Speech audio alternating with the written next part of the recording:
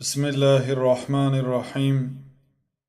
الحمد لله والصلاة والسلام على رسول الله وعلى آله وأصحابه ومن والاه. أما بعد، شيخ الإسلام قدس الله روحه وطيب ثراه میگویند که وقوله وهذا كتاب أنزلناه مبارك، و این چنین الله سبحانه و تعالی خود را در قرآن کریم وصف کرده است. از جمله آن وصف ها الله تعالی میگوید که و هذا کتاب انزلناه مبارک، و این کتاب مبارک است، یعنی قرآن کریم. انزلناه، ما قرآن را نازل کردیم. یکی از صفت های قرآن این است که قرآن را الله تعالی نازل کرده است. نازل کردن یعنی از بالا میشد. الله تعالی نازل کرد. مبارکون، دویم وصف قرآن این است که قرآن مبارک است. قرآن به برکه است. هرچی دیدیم همه از دولت قرآن دیدیم. قرآن مبارک است. حرفهایش، ثوابش، عمل کردن به قرآن، علم قرآن، همش مبارک است. و هذا اشاره، و هذا کتاب، یکی از صفتهای قرآن این است که کتاب است، یعنی جمع شده است در آن مسئله های زیاد. انزلناه، ما این قرآن را نازل کردیم. در صحبت گذشته آیتهای را ذکر کردند که اثبات صفت کلام الله تعالی بود. آن آیتها دلالت میکند که الله سبحانه و تعالی گپ میزند، و در این آیتها اثبات میکنند که این سخنهای الله تعالی از جمله قرآن از آسمان نازل شده است، از بالا نازل شده است. کتاب انزلناه، ما این کتاب را نازل کردیم. نازل کردن از بالا به پایان می شود. این دو دلالت دارد. یکم دلالت این است که قرآن سخن الله تعالی هست و قرآن نوشته مخلوق نیست، قرآن نازل شده هست. دویمش این که الله تعالی در آسمان است، برای اینکه قرآن از پیش الله تعالی نازل شد. الله تعالی قرآن را گفت، جبریل شنید، آمده به پیامبر صلی الله علیه و سلم رسانید. بنابراین قول صحابه ها و تابعین و امام های تبع تابعین و امام های مسلمان ها این است که جبریل حقیقتا قرآن را از الله تعالی شنوید، آمده به پیامبر صلی الله علیه و سلم رسانید. پیامبر صلی الله علیه و سلم قرآن را از جبریل شنیدند، جبریل از الله تعالی شنوید. این از عقیده اهل سنت و الجماعت. انزلناه، ما قرآن را نازل کردیم. مبارکون، این دومین وصف قرآن که قرآن کتاب مبارک است. در آیت دیگری گفتن که لو انزلنا هذا القرآن على جبل لرأيته خاشعا متصدعا من خشیة الله. اگر ما این قرآن را به کوه نازل میکردیم، تو کوه را پاره پاره میدیدی، کوه خاک میشد. کوهی که سخت است، اینقدر با قوت است،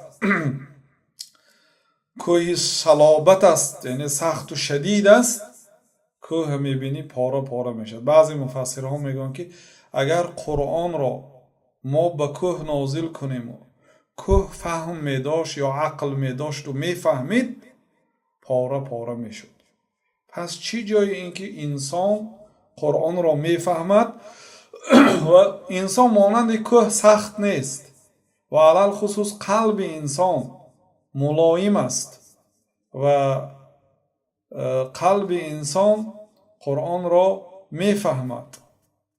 قرآن را الله تعالی به یک زبان نازل کرد که فهمیدنش به هر کی امکانیت هست میتواند در یک ماه، در 2 ماه خواندن و نوشتن زبان عربی را تعلیم گیرد و فهمد. که بعض علما مانند شیخ الاسلام میگویند که هر مسلمان باید زبان عربی را داند. ما اگر این قرآن را به کوه نازل میکردیم، هر آینه تو کوه را پاره پاره میدیدی از ترس از الله. وقتی که این معنای این کلام را میشنود، میترسد و پاره پاره میشد کوه. یعنی این قرآن بزرگ است. قرآن سخن عادی و ساده نیست. کوه پاره میشه، معناش بزرگ است. حتی الله تعالی میگه که ما همین گونه ضرب المثل ها میزنیم تا اینکه مردم فهمن. این آیت دلالت میکند که قرآن نازل شده است. اگر ما قرآن به آدم نه به کوه نازل میکردیم گفت، یعنی الله تعالی قرآن رو نازل کرد. این دلالت میکند که قرآن منزل است، یعنی نازل شده است. بافته و نوشته کسی نیست. قرآن مؤلف ندارد. و بعضی مردم روس زبان و بعضی کافرها قرآن خواندند از ترجمه هاش، بعد اعتراض بیان میکنند که با گفته است که افطار قرآن، مؤلف قرآن، نویسنده قرآن گفته گپ میزنند. نویسنده قرآن اشاره میکند که این قرآن نویسنده ندارد. این قرآن نازل شده است از جانب الله تعالی. این مانند دیگر کتاب ها نیست. آیت دیگری و اذا بدلنا آیة مکان آیة والله اعلم بما ينزل قالوا انما انت مفتر بل اکثرهم لا يعلمون قل نزله روح القدس من ربك بالحق ليثبت الذين آمنوا وهدى وبشرى للمسلمين ولقد نعلم أنهم يقولون إنما يعلمه بشر لسان الذي يلحدون إليه أعجمي وهذا لسان عربي مبين. خب در این آیت الله تعالی میگوید که وقتی که ما به جای یک آیت دیگری را نازل کنیم، بدلنا تبدیل دهیم، یک آیتی را به مکانش آیت دیگر نازل کنیم، یعنی یک آیت را الله تعالی منسوخ کند به دیگر آیت دیگر نازل کند. مثلا در ابتدای شریعت عرق حرام نبود. الله تعالی فقط گفت که به نماز در حالت مستی نآیید گفت.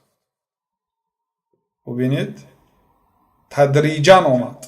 الله تعالی گفت که به نماز در حالت مستی نبیایید. عرب ها وقتی نماز بامداد عرق نمیخوردن، وقتی پیشین عرق نمیخوردن، وقتی عصر هم عرق نمیخوردن، برای آنکه از کار نو آمدگی هستن یا عالی آمده ایستادیان.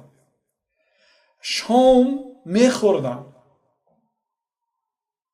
الله تعالی گفت که به نماز در حالت مستی نآیید گفت. مجبورن که عرب ها وقتی شام عرق نخورن دیگه، خفتن هم دیگه نخورن. میگن که خیلی خفتن هم خونیم بعد میخوریم. لیکن وقتی که خفتن که تمام شد دیگه خواباشون غلبه میکرد. حضرت عایشه میگن که اگر اولین آیت ها عرق حرام است و زنا حرام است نازل میشد، مردم اسلام قبول نمیکردن. الله تعالی اول در قلب آنها معرفت الله، معرفت قیامت، بزرگی شریعت جایگیر کرد. عقیده 13 سال نازل شد. سپس وقتی که به مدینه آمدن بعد عرق حرام شد. وقتی که آیت حرام شوی عرق نازل شد، فهل انتم منتهون، الله تعالی که مگر شما باز می ایستید از نوشیدن عرق؟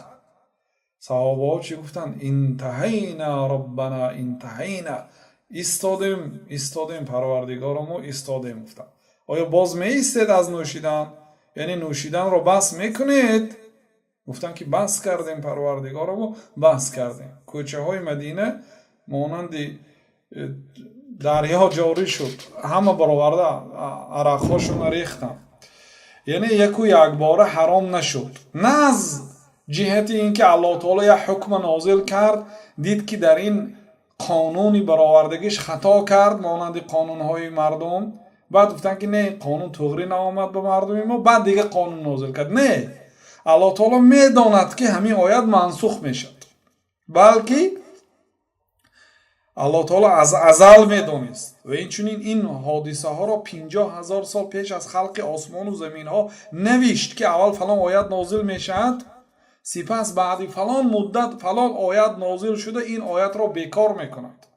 خلاصه الله تعالی میگوید که و اذا بدلنا آیه مکان آیه، اگر ما به جای آیت دیگری را نازل کنیم یا آیت را بیکار کنیم حکمش را، بعض آیت ها هم حکمش بیکار میشد هم تلاوتش. بعض آیت ها تلاوتش بیکار میشد ولی حکمش باقی میموند. بعضش عکسش، حکمش بیکار میشه تلاوتش باقی میمونه. مانند همین آیتی که وقتی که به شما به نماز می آید در حالت مستی نآید، این آیت حکمش بیکار شده است، تلاوتش باقی ماندگی است. الله تعالی میگه والله اعلم بما ينزل، الله تعالی داناتر است به آن چیزی که نازل میکنه. الله تعالی میداند کدام آیت کی نازل کند، کدام حکم کی نازل کند، با کدام حکم منسوخ کند، بیکار کند و دیگر آیت نازل کند. والله اعلم بما ينزل، الله تعالی داناتر است به آن چیزی که نازل میکند. این دلالت میکند که قرآن را الله تعالی نازل میکند، میفرارد، کلمه میفرارد از بالا میشود.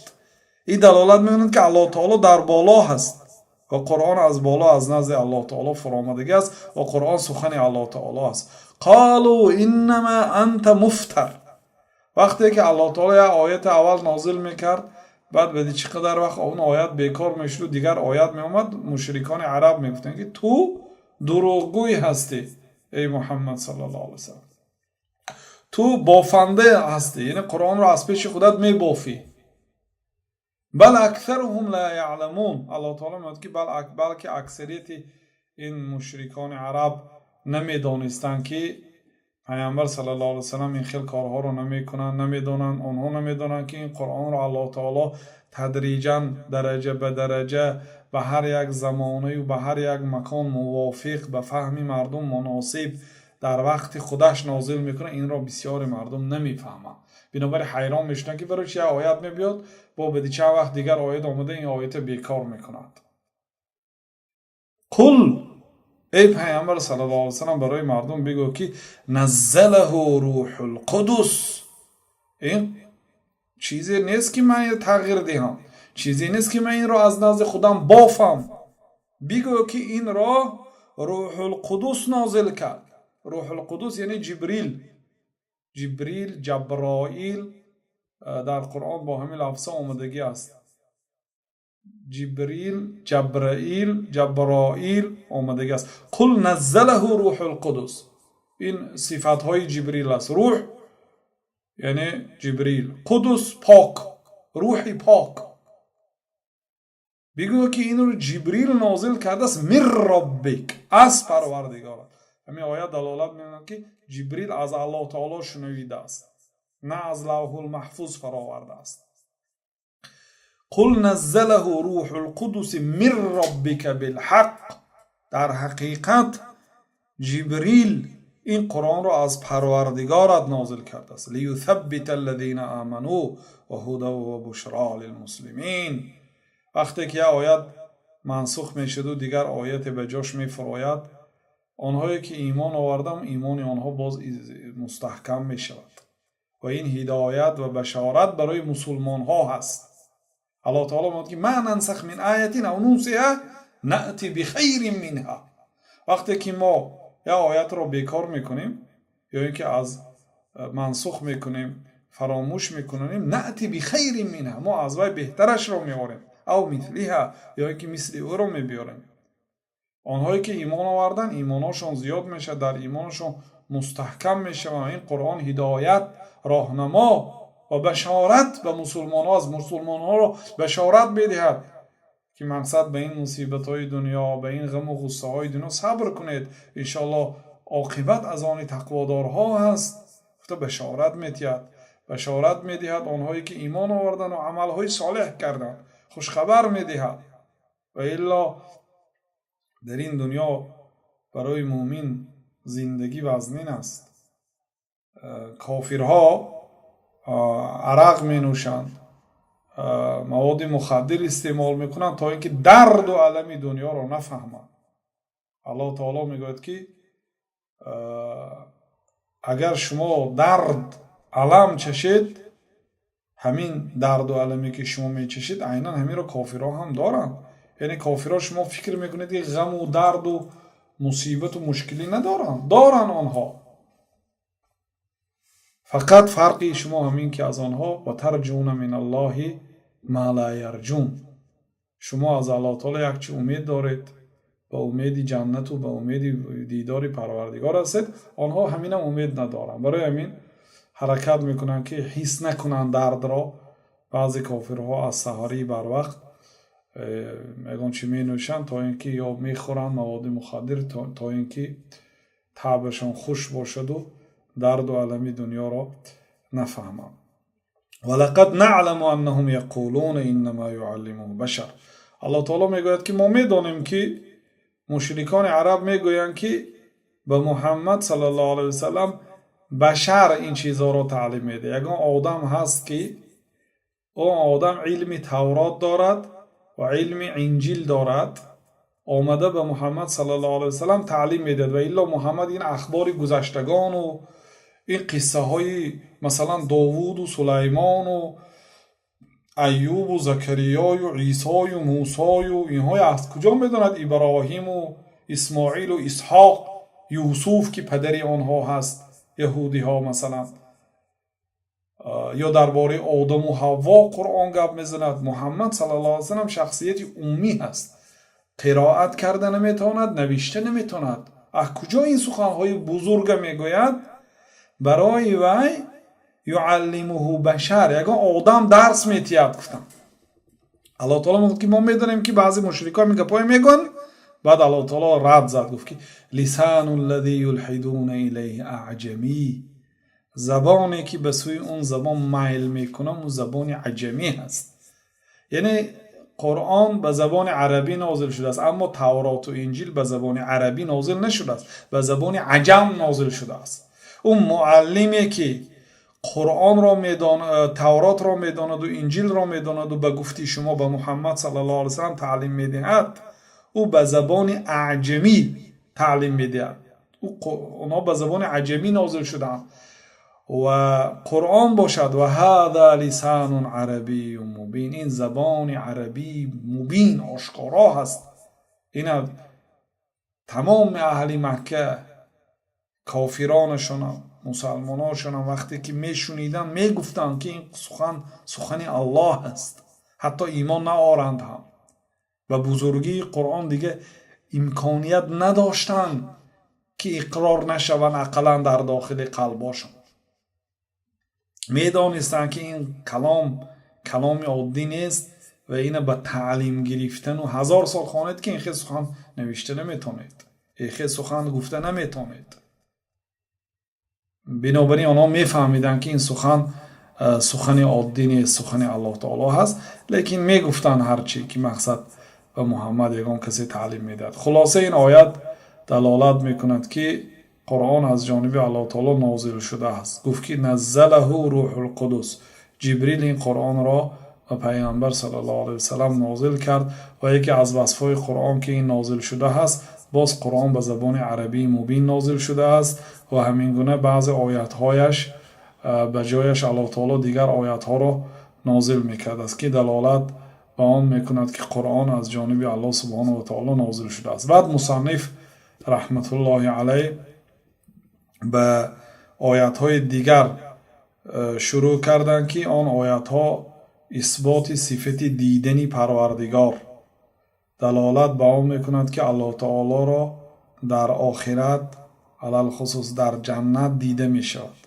و قوله وجوه یومئذ ناظره الی ربها ناظره، رویها روز قیامت ناظره یعنی درخشان است. خیلی پیامبر صلی الله علیه و سلم نضر الله امرأ گفتن الله تعالی رویش را پر نور و منور کند.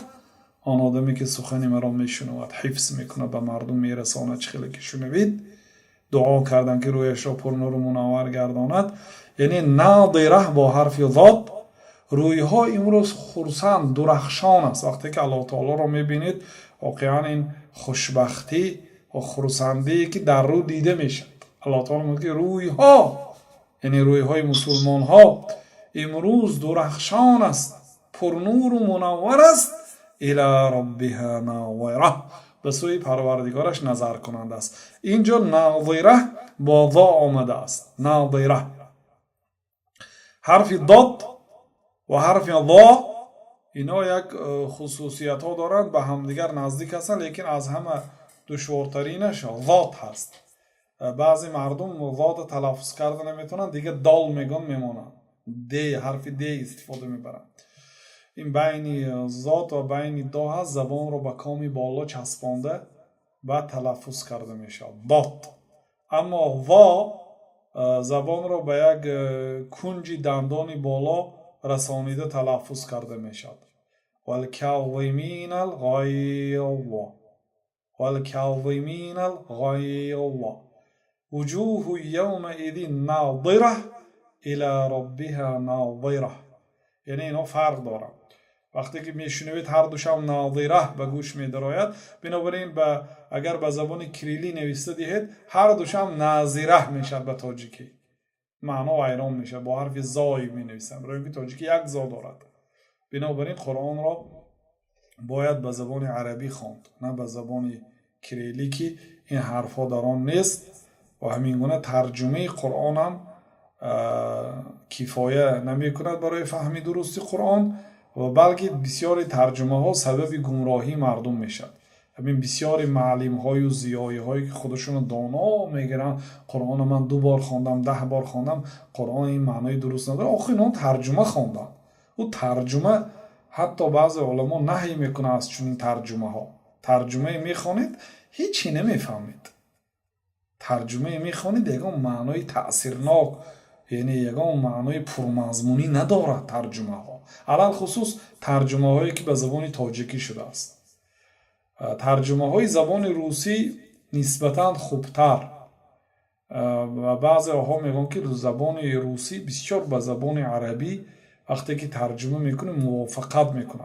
حتی کلمه هاش هم مثلا 10 کلمه، یک جمله اگر 10 کلمه داشته باشد، ترجمه کنید 10 کلمه که ترجمه میشد، اما به زبان تاجیکی 10 کلمه که ترجمه نمیشد.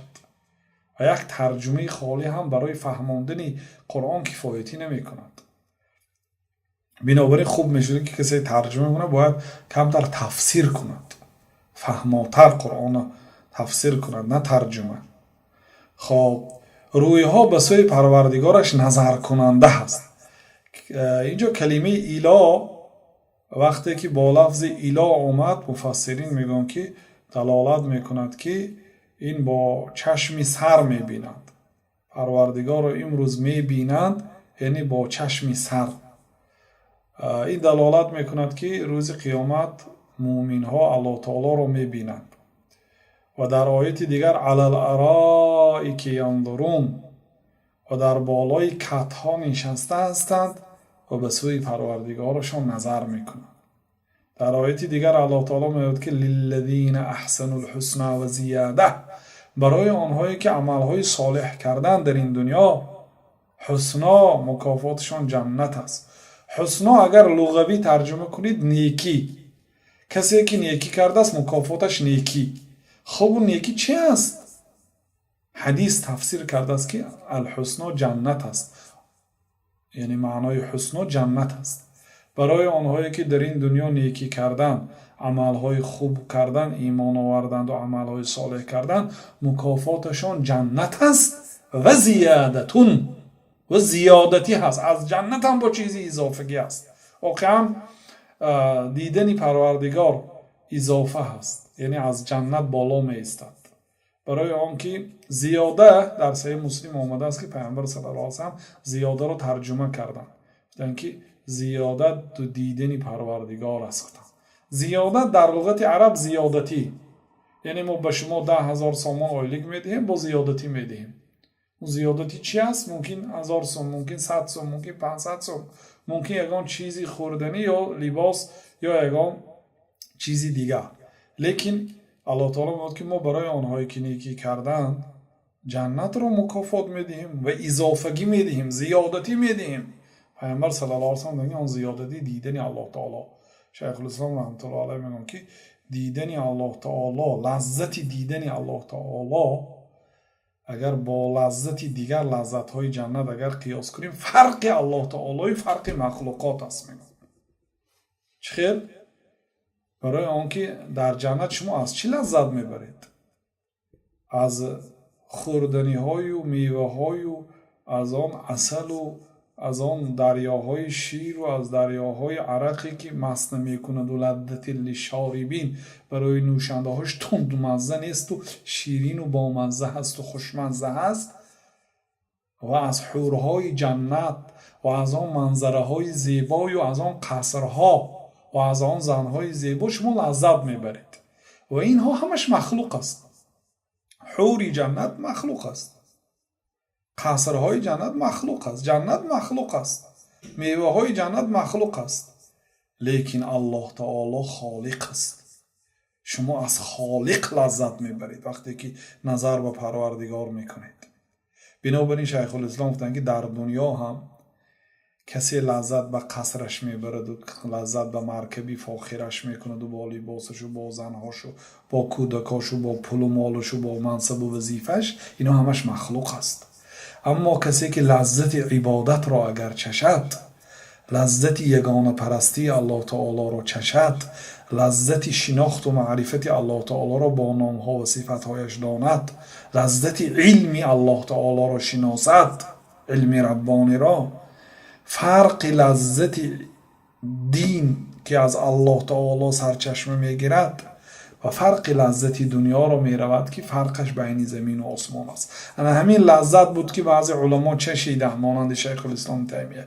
بنابراین نه زندان و نه بیرون زندان و نه بیزنی و نه اون خانه های خالی و نه اون طعام های خشک خالی فرق نمیکرد برایشون.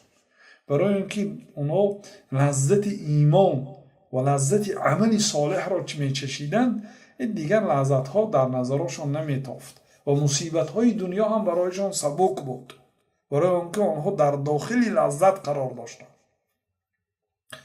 خلاصه این آیت دلالت میکند که اهل جنت الله تعالی را میبیند. در مجموع فتاوا هم شیخ الاسلام از بعض کتاب‌های حدیث نقل کردند که روزی جمعه مردم الله تعالی را میبیند و نزدیکترین آنها به الله تعالی، نزدیکترین آنها روزی جمعه به امام گفتند. و امام اگر در روز جمعه خطبه جمعه نصیحت و پند گوید و امامی به تقوا باشد و سخنهاش سخنهای الله و رسول باشد و سخنهایی که از سخنهای الله و رسول گرفته شده باشد، انسان یک با روحیه بلند از نماز جمعه برمیگرد، از جاش میخیزد، حس میکند که گناهاش بخشیده شد، توبه نکرده، در همین مدت هفته گناه کرد. وقتی که به نماز جمعه آمد سبحان الله یک نوع پند و نصیحت از قرآن و سنت را شنید، حس میکند که گناهاش بخشیده شد، سبک میشد، حس میکند و ایمانش هم زیاد شده شه، حس میکند، لذت میبرد. شما اکو تصور کنید که علال خصوص اگر در جمعه سخنی نو شنوید، سخنی که تا امروزه نشنیدید، سخنهای با تاثیر، سخنهای نو، استنباطهای نو باشد، اکو شما تصور کنید که همین سخنها را شما از الله تعالی خودش میشنوید، تا امروز در دنیا به واسطه بندگانش میشنیدید سخن الله تعالی را. امروز در جنت شما از الله تعالی میشنوید، لیکن سخنی نو میشنوید، سخنی نو میشنوید و سخنها بعضی چیزایی که حکمتاش نمیفهمیدید در دنیا امروز حکمتاش میفهمید. بنابراین برای آنهایی که عملهای صالح کردند و ایمان آوردند جنت است و زیادتی هست که این دیدنی پروردگار است. لهم ما یشاءون فیها ولدینا مزید. در آیت دیگری الله تعالی گفت که برای اهل جنت هر چیزی که میخواهند ما مهیا میکنیم، ولدینا مزید، و باز در نزد ما زیادتی هست. یعنی زیادتی چی است؟ دیدنی پروردگار است. بعد شیخ الاسلام رحمت الله علیه گفتن که و هذا الباب فی کتاب الله کثیر این باب در قرآن کریم در کتاب الله تعالی بسیار است گفتن. یعنی اگر خواهی که الله تعالی را خیلی که الله سبحانه و تعالی خود را وصف میکند، خواهی که از قرآن پیدا کنی، در قرآن بسیار است. من تدبر القرآن طالبا للهدى منه تبین له طریق الحق. کسی که قرآن را تدبر کند، تفکر کند، قرآن همین خیلی میخواند، زبانش تلاوت میکند، فکرش در کجا هست نمیفهمد قرآن. بنابراین الله تعالی که این ناشئة اللیل هی اشد وطئا و اقوم قیلا. ناشئة اللیل، انسان یک بار خواب میکند شب بعد خفتن یا بعد آن، در اولی شب یا در قسم دومی شب خواب میکند، بعد اینکه یک قسمی از شب خواب میکند راحتی خود را میگیرد و بعد بیدار میشد، همین ناشئة اللیل میگه. این ناشئة اللیل، ناشئة اللیل یعنی شما در شب دوباره خستید. قیام اللیل حقیقی همین خیل میشد، نه اینکه انسان پر شب خواب نرود و بعد تهجد خواند، اون لذت ندارد. او از در آخر شب الکی وقتی خوابش نزدیک شدگی است به یک عذاب و بدون راحت نماز تهجد میخواند. لیکن کسی که خواب کرده است، خیلی که الله تعالی تعریف کرد تتجافى جنوبهم عن المضاجع، قفاهاشان، تخت پشتانشان از جایگاه ها برداشته میشد. تتجافى جنوبهم عن المضاجع يدعون ربهم خوفا و طمعا. تخت پشت آنها از جایگاه ها برداشته می شود.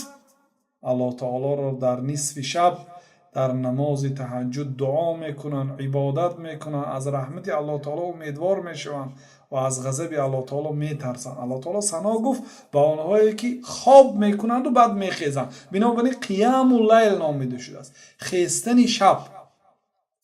الله تعالی در سوره مزمل گفت که این ناشئة اللیل، وقتی که انسان خواب میکنه بعد خیسته قرائت قرآن میکند، هی اشد وطئا و اقوم قیلا.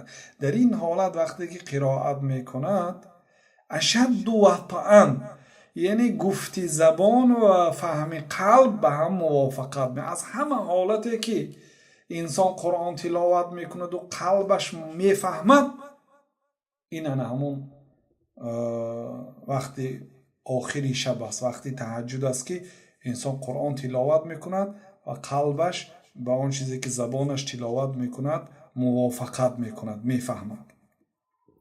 خلاصه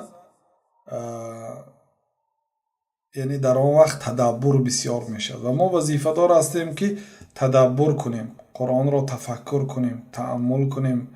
الله تعالی ما را به این ترغیب کرده است. افلا آیا قرآن را تدبر نمی کنند، تفکر نمی کنند؟ افلا یتدبرون القرآن ام علی قلوب اقفالها.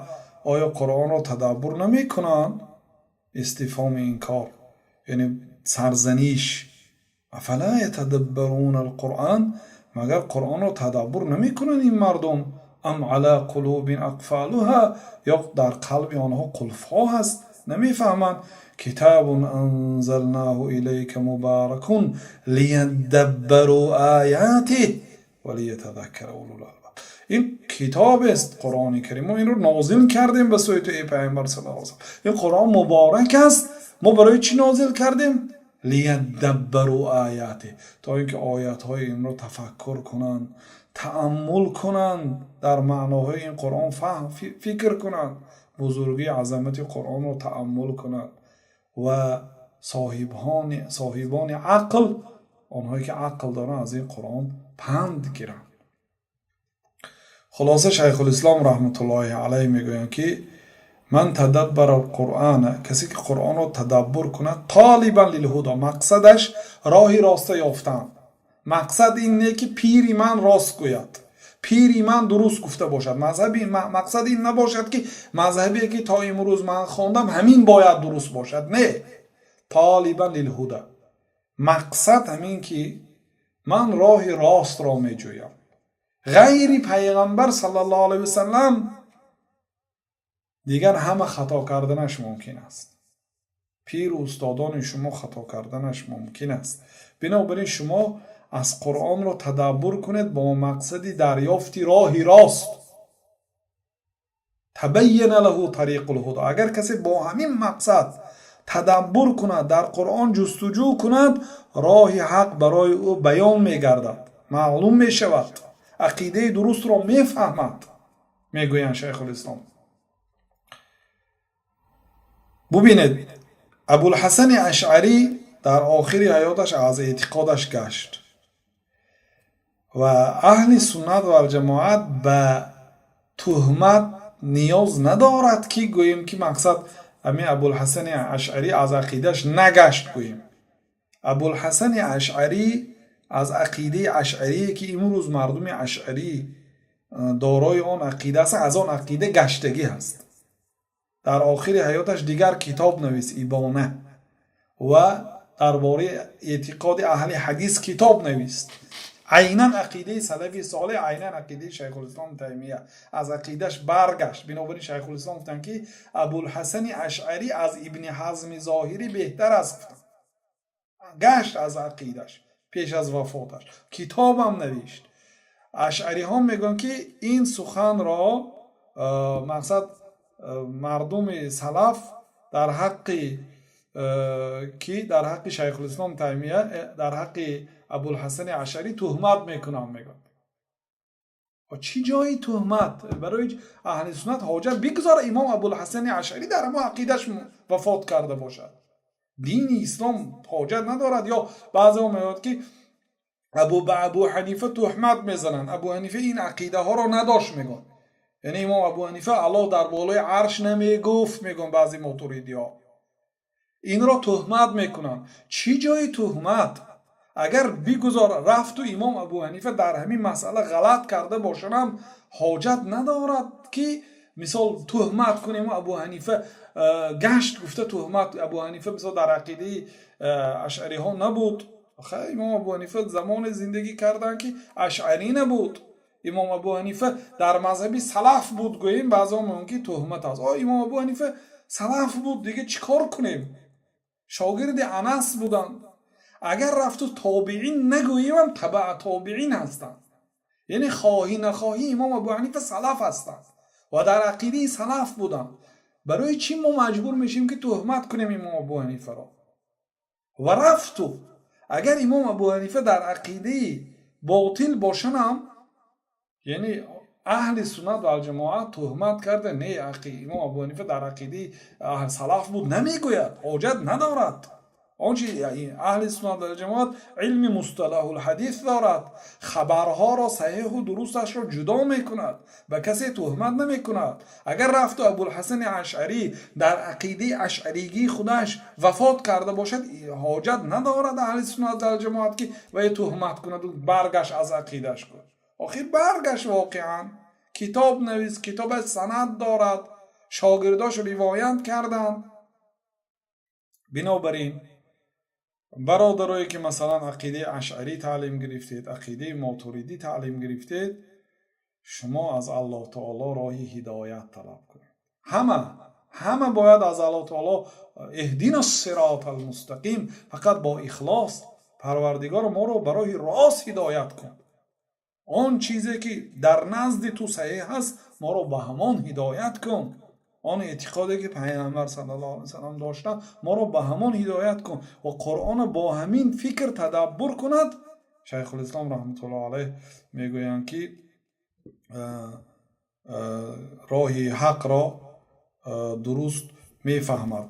یعنی در این صورت چرا حقیقت برای او معلوم میشود. میگم سپس سنت جناب رسول الله صلی الله علیه و سلم قرآن را تفسیر میکند و بیان میکند و به قرآن دلالت میکند و تعبر عنه، قرآن را وسیع‌تر و فهماتر بیان میکند.